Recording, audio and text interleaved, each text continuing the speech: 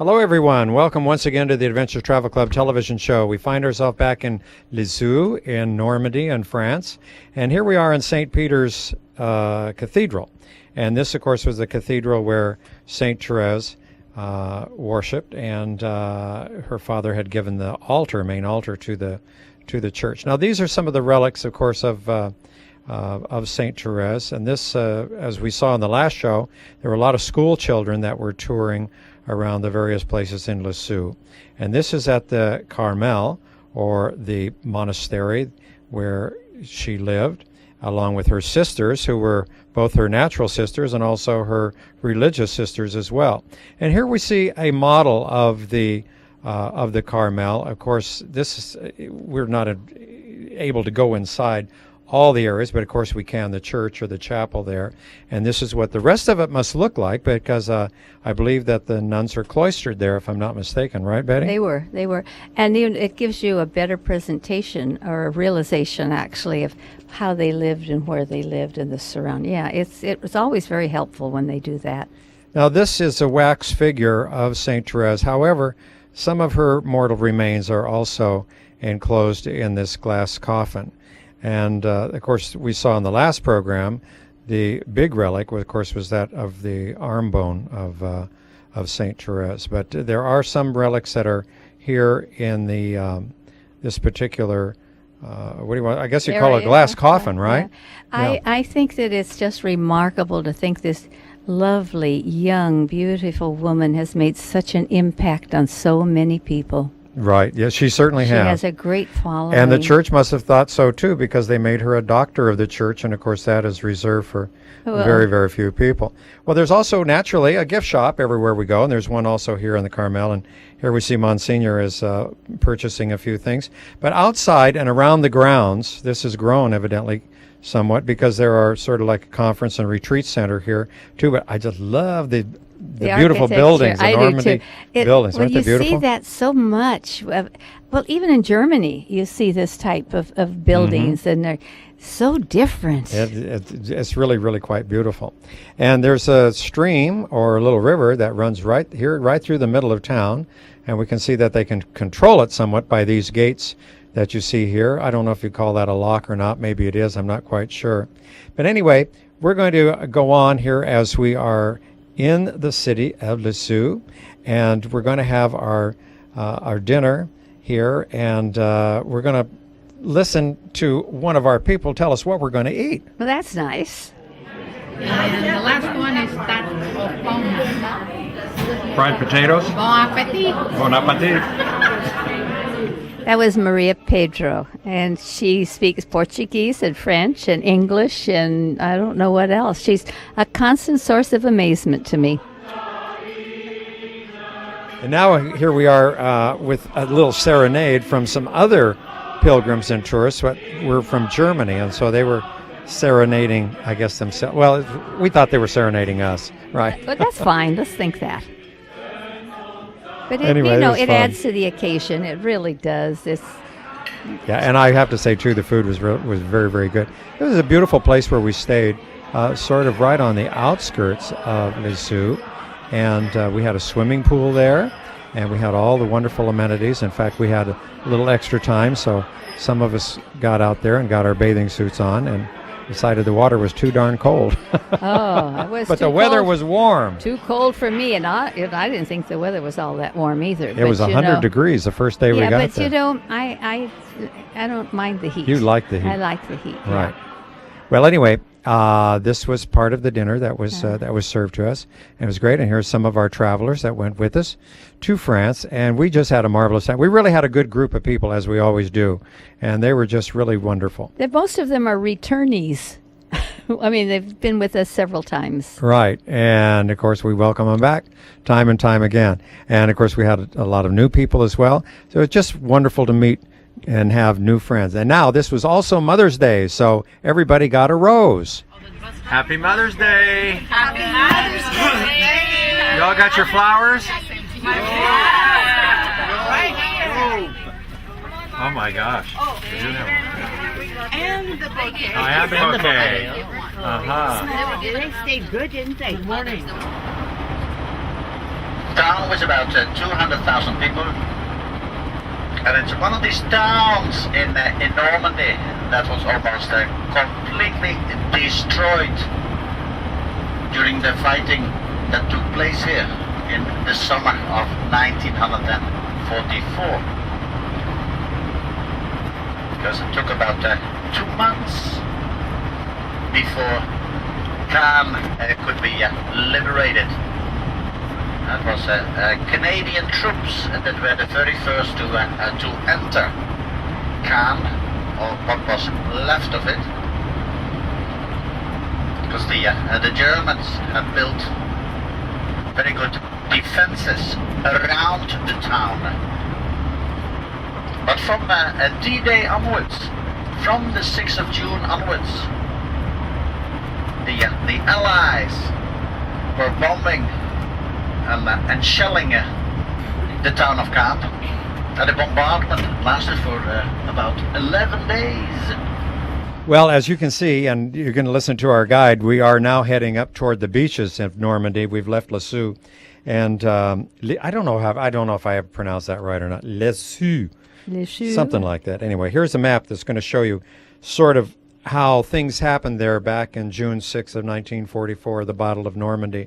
And you can see the little towns that we're visiting there. We're going to visit, of course, Omaha Beach and Arromanches. That was Did I pronounce what it our right? guide say. Arromanches. He had better pronunciation, perhaps, than we did. Anyway, you can see, again, these wonderful signs that the French have put along the roads so that you know the places where you're going to turn off. And, of course, some of these places, of course, as you can see, are very familiar to most of us there. This is where we're going to head to, the Point Le Haut. I hope that I pronounced that right. I'm not quite sure.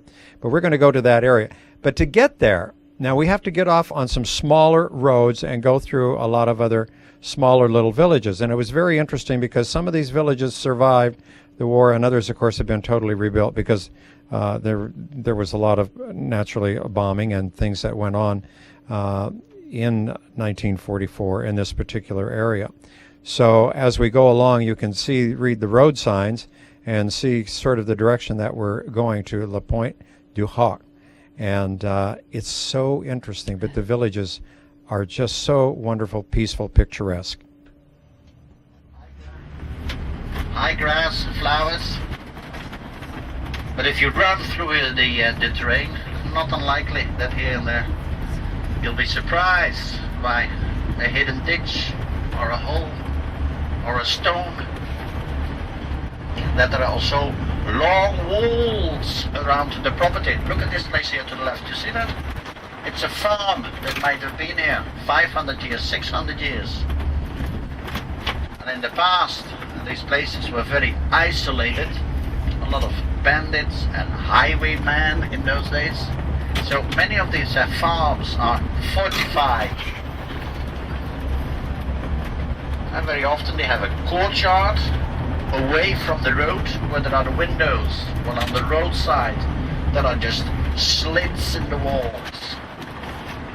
And all that to take out a battery of 6 155mm howitzers, French howitzers, that supposedly were on top of the cliff. And from there the Germans could control Utah Beach, which is to the left, for the west, and Omaha Beach, which is to the right, to the east from us. You'll see the situation once you've reached the edge of the cliff. The hard time fighting the Germans that tried to stop them, hidden all over the terrain with their grenades, their hand grenades, and their machine guns. Omaha Beach is perhaps the most sacred of the Normandy battle sites.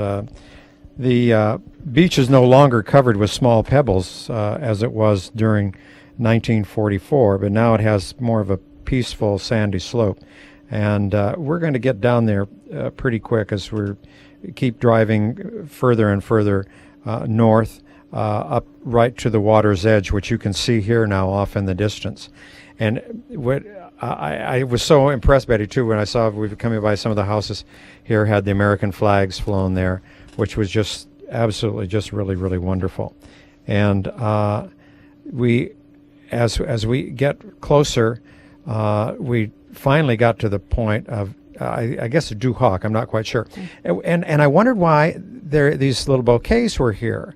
And so we parked the bus, of course, and then we're going to walk down to this area. Of course, what the Germans had fortified here. Now, I know you've been here before, but to me this was amazing because you can still see where the shells landed, where, I mean, everything is just absolutely dug out from the explosions or whatever. But that the Germans built such thick bunkers here, and they had those huge howitzers, as our guide was talking about, the great big guns. It was just absolutely incredible.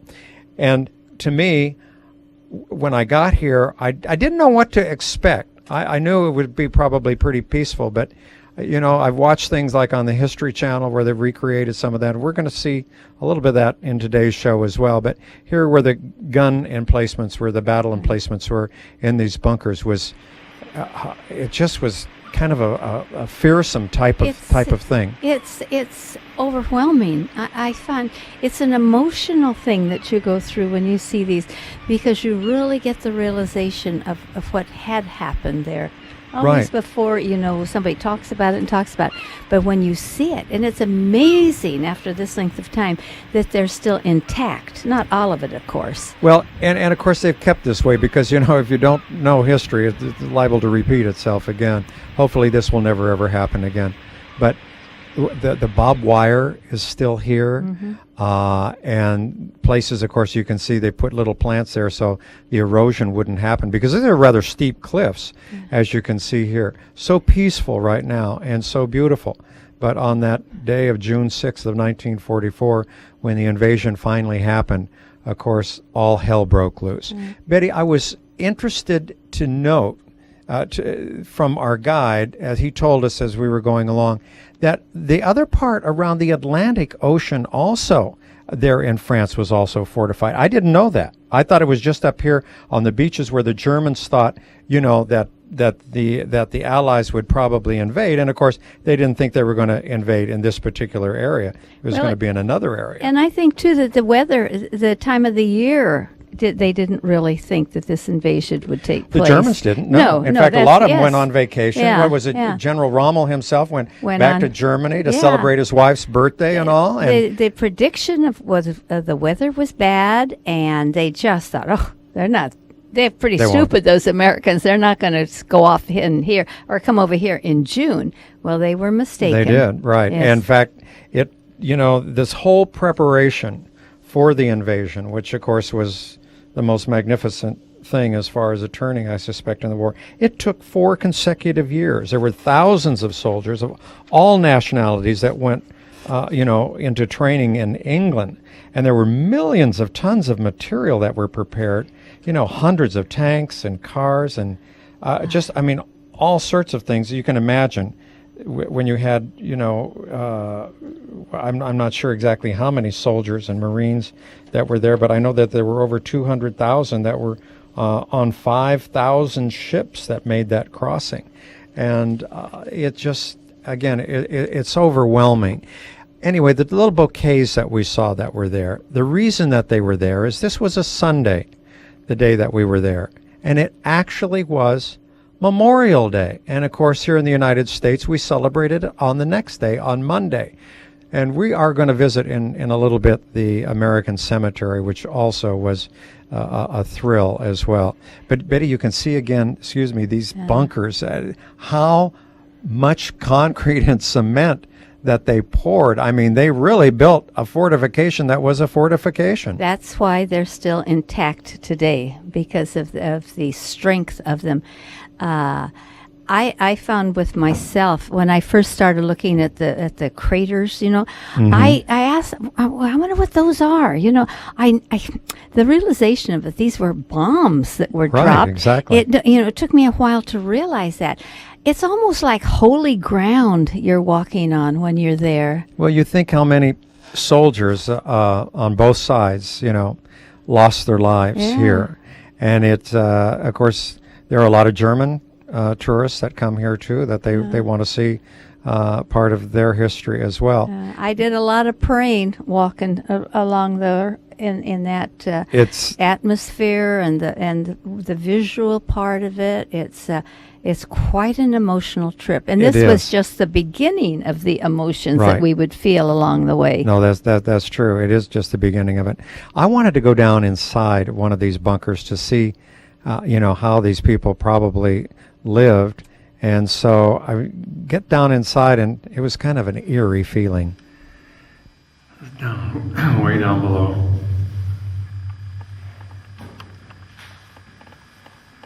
Must have been some of the living quarters down here, I suspect.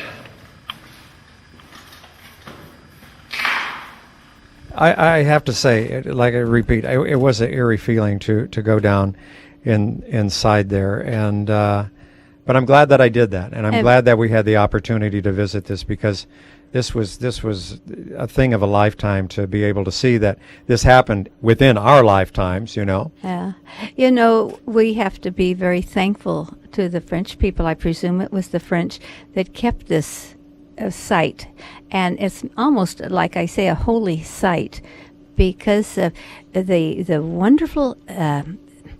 I hate to say wonderful, but the outcome of it was so wonderful. Right. The liberation of so many people. Right. And where would we be today if Hitler had not been? We'd all be speaking German, perhaps. Yes, we would. We would. It would have been a different life. No, it would have been different altogether. I happened to be in the 60s in Paris on the anniversary of the liberation of the city from the Nazis, and that was a great time. That was a long time ago. Charles de Gaulle came in his motorcade about 60 miles an hour down the Champs-Élysées. That was a thrill too, but that was a long time ago, and I had not seen all of this, of course, and now it's kind of putting it all together, and it really is very, very meaningful. Today we pause to honor the memory of America's sons and daughters and all those who served our nations and gave their lives for freedom. As I struggle to find words appropriate for this occasion, I had to reach deep within my soul to honor those that gave this right to me and those that had fallen under my command in battle. 4 days I woke up at about 1 o'clock in the morning with 3 words ringing in my mind: the soldier cries. And here's what I wrote. The winds of war are in the air as interests clash and politicians quickly call for warriors to prepare. The statesmen weave through their webs to never yield, for the threats that loom must be defeated in order to ensure the security of our own. Triumphantly, we achieve consensus as the war demands are met. The public is accepting because our future is at stake, and the soldier cries, for he knows what lies ahead. The soldier throughout history has endured the test of time. His aim has always been to be prepared for whenever he is called. The march to battlefields far away starts from home, with the first casualties of war being our loved ones who must be left behind. Family dreams and hopes must all be put on hold because the future of our nation is at stake. Shattered are the family dinners and the joyful moments on the sporting fields with mom and dad to cheer. The future is uncertain, and the soldier questions whether he will ever see this place again. Farewell, my love. Do not be afraid, for the Lord shall keep me safe, the soldier says. This is my profession and the sacrifices it demands. But as he turns and walks away, the soldier cries, for he knows what lies ahead.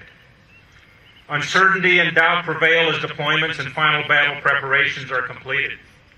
There is confidence and maybe even cockiness in our formations, since this is what a warrior lives to do. Remember the training path we traveled to get us to this day, the miserable dusty trails, the cold and shivering nights, the blistering heat of summer as we fought on the training grounds. Now that is all behind us and our warrior instincts are set. We now await the order to launch our fury against the foe and wonder whether we will have the courage to endure. We seek the strength of Samson and the wisdom of the ages, for fear prevails and doubt abounds.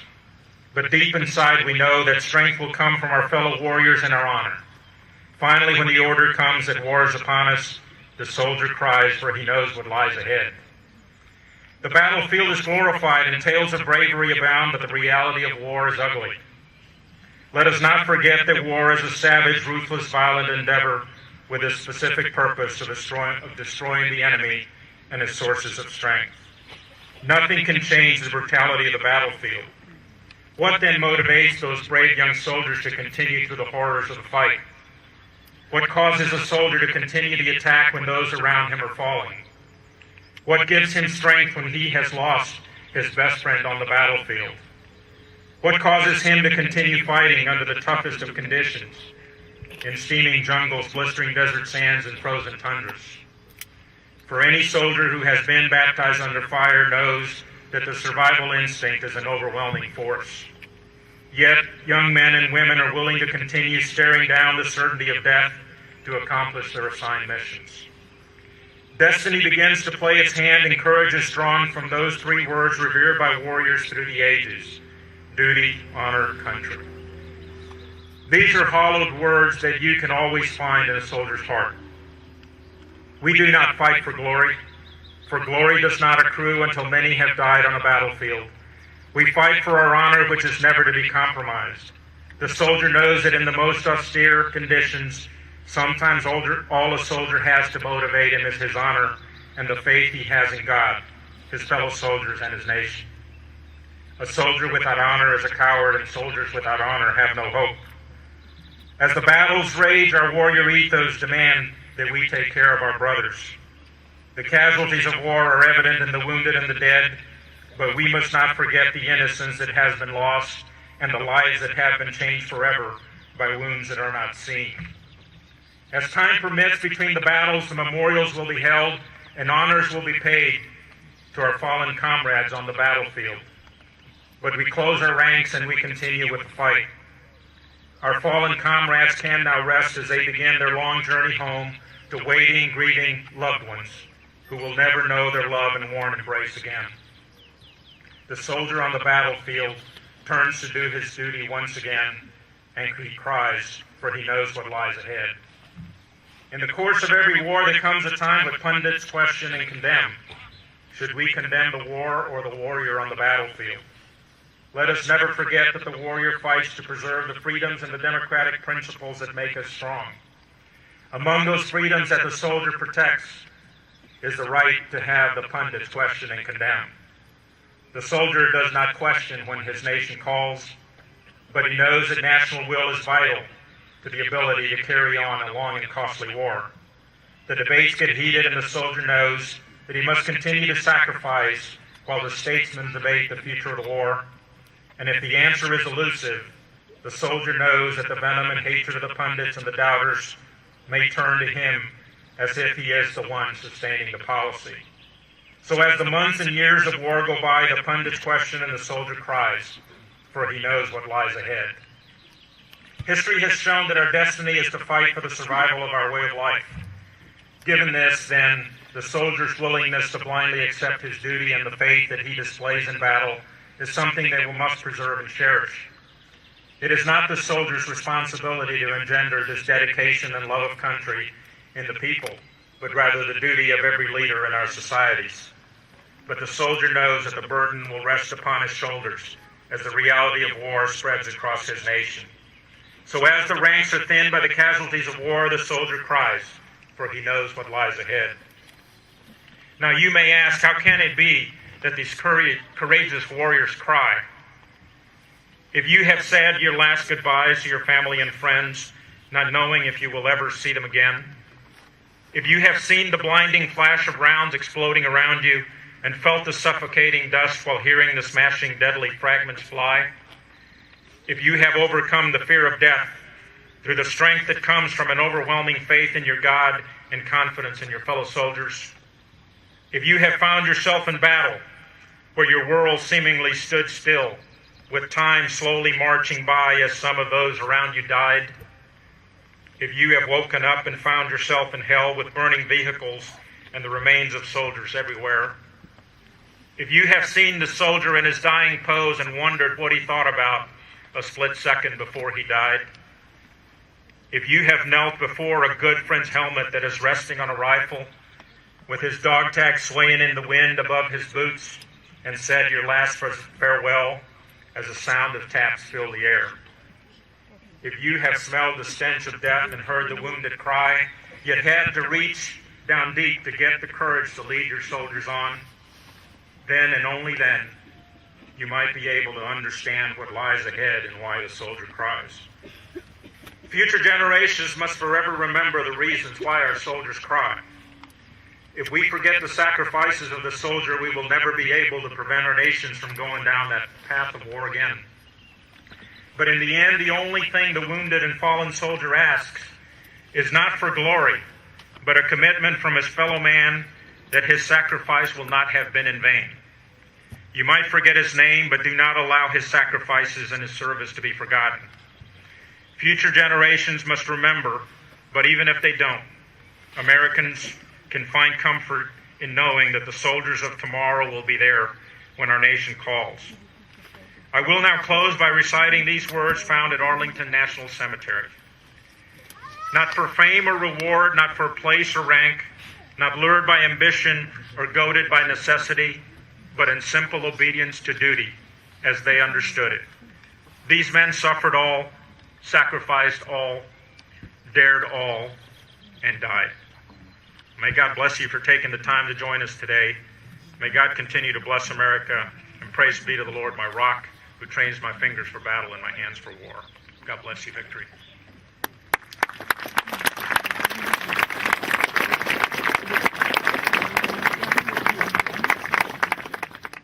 Well, this was indeed a thrill for us to be there on Memorial Day here at the American Cemetery. Incidentally, this land was given to the Americans by the French, so it's sort of like being in the embassy. It's American soil, as it were.